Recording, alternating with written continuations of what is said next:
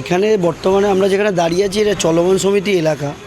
এই এলাকায় আমরা জানি যে বাড়িতে আজকে বর্তমানে ইডিসিবিআই এর রেড হয়েছে, সেখানে এই বাড়ির 3 ভাই বিভিন্ন কর্মক্ষেত্রের সাথে যুক্ত ছিল, যারা সকালে বেরোতো এবং রাতে ফিরতো।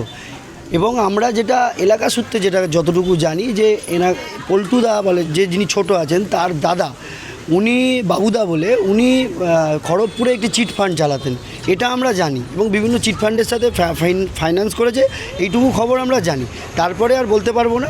কিন্তু এখন বিষয় হয়ে গেছে, আপনারা সবাই জানেন যে 15 বছরের তৃণমূল আমলে কে কার কোথায় কীভাবে যুক্ত, কোন দুর্নীতির সাথে কারা কীভাবে যুক্ত ছিল সাধু সেজে, সেটা তো এখন ইডিসিবিআই আগামী দিনে তদন্ত করে বলবে এরা কোন ইসের সাথে দুর্নীতির সাথে যুক্ত। এলাকায় কি দেখা যেত না, এলাকায় এদের সকাল থেকে সেরকমভাবে দেখা না। সকালবেলা এরা কাজে বেরোতো এবং রাত্রিবেলা এরা বাড়ি ঢুকতো।